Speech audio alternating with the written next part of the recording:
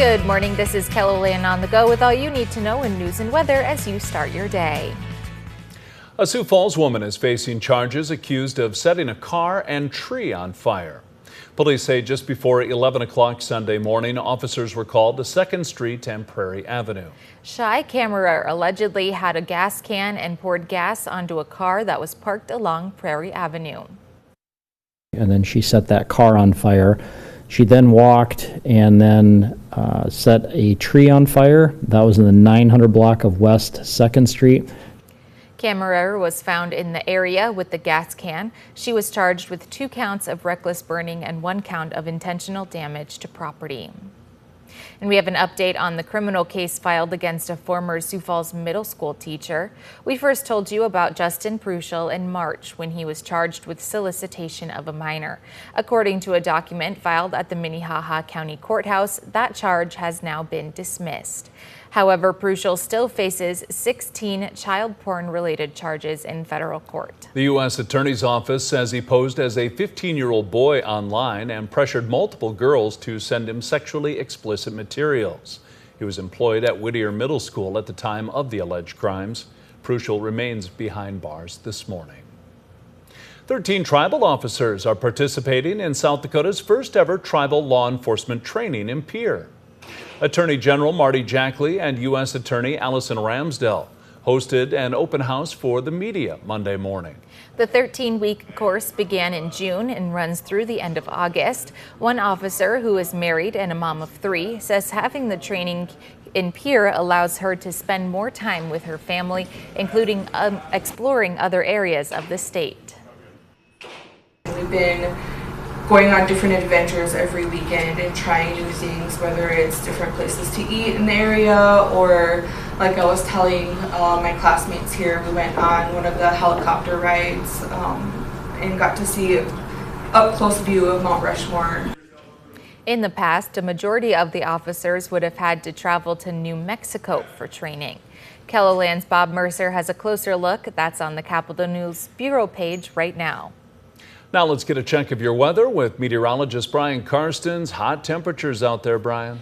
Indeed, warm and getting warmer and eventually hot. Our forecast today, we're still in the 80s today. Sioux Falls 84, Mitchell 87, Rapid City though close to 90. We may brew up a thunderstorm, a couple of areas of rain to watch in the northeast. I still think they'll be pretty limited, but don't forget about that because some things will be trickling even towards Sioux Falls later tonight and into parts of Wednesday. We'll take a closer look at that with your forecast in just a few minutes. Thank you, Brian.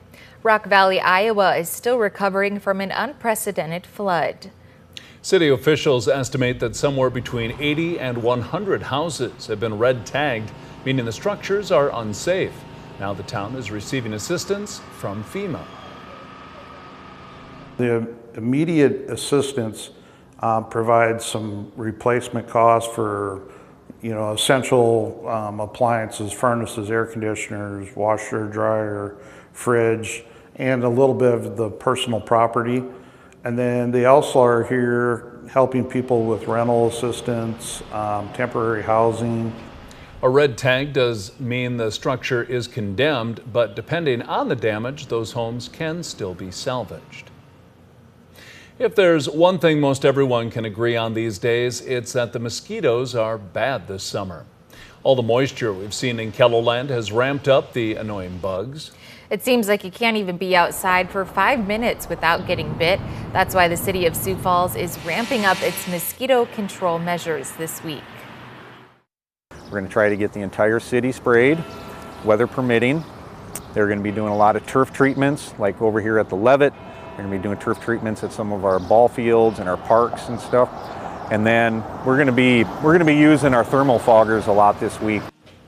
Miller says right now all of the mosquitoes the city has seen are just nuisances with no positive pools of West Nile. If you'd like to stay informed on when and where the city is spraying, follow the link under this story here on KELOLAND.com or text SPRAY to 888-777.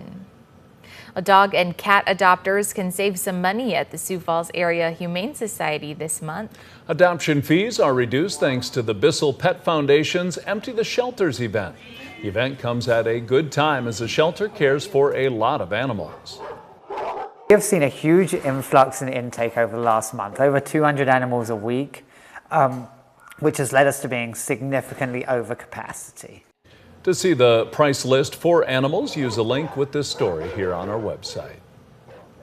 And that's a look at some of our top stories. Now let's get one last look at your weather with meteorologist Brian Karstens. Brian? All right, our weather update here today, looking at a little smoke in the atmosphere. That's one subject that we haven't had a lot of here the last few weeks, but we're going to bring it up again here as we get into today. We're already noticing a little bit of that haze, and there could be more of that tomorrow, actually thickening up here across parts of South Dakota.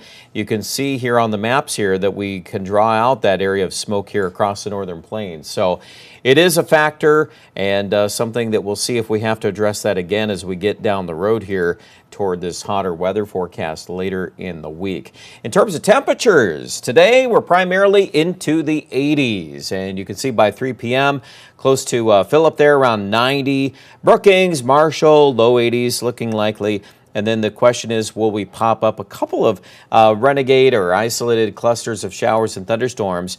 If we're going to do that, Mobridge, maybe down to Watertown, a little bit east of Sioux Falls, looks a little more favorable if that's actually going to develop. And then for the overnight, some of that does try to stick around a little bit here first thing in the morning. If we zoom in a little bit more here in southeast South Dakota into southwest Minnesota, see there are some spots here and there.